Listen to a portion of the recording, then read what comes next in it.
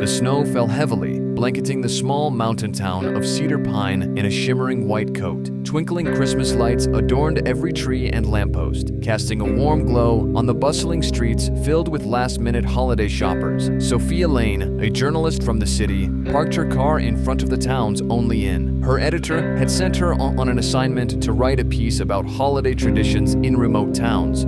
But in truth, she welcomed the escape from her monotonous life. As she checked into the inn, her phone buzzed with a text from her editor.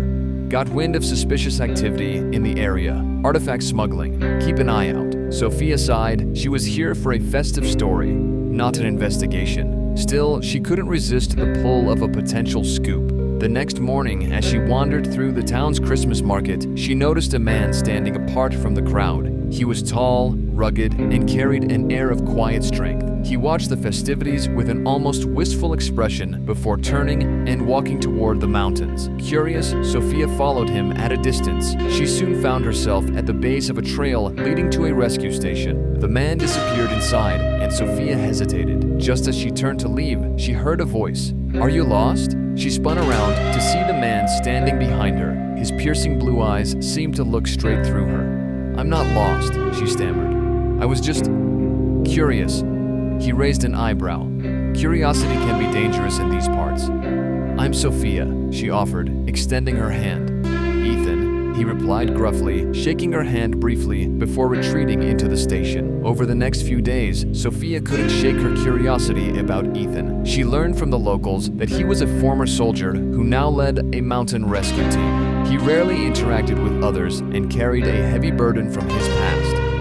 One evening, as she sipped hot cocoa by the inn's fireplace, she overheard a heated conversation at a nearby table. A group of men spoke in hushed tones about a shipment arriving on New Year's Eve. Her journalist instincts kicked in, and she discreetly jotted down their conversation. Later, she shared her findings with Ethan, who initially dismissed her concerns. "You're imagining things," he said. "Am I?" she challenged. "What if this is more than just a holiday story? What if people are in danger?"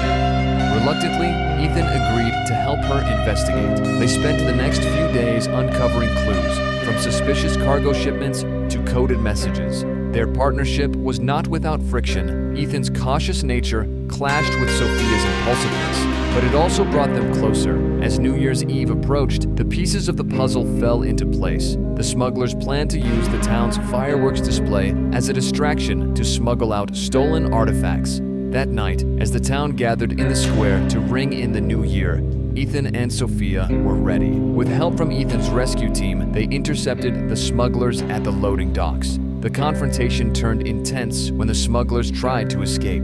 Ethan's military training and Sophia's quick thinking proved invaluable as they thwarted the operation. The clock struck midnight as the town's fireworks lit up the sky. Breathing heavily, Ethan and Sophia stood together, watching the smugglers being taken into custody.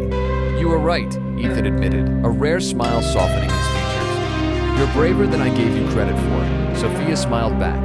"And you're not as gruff as you pretend to be."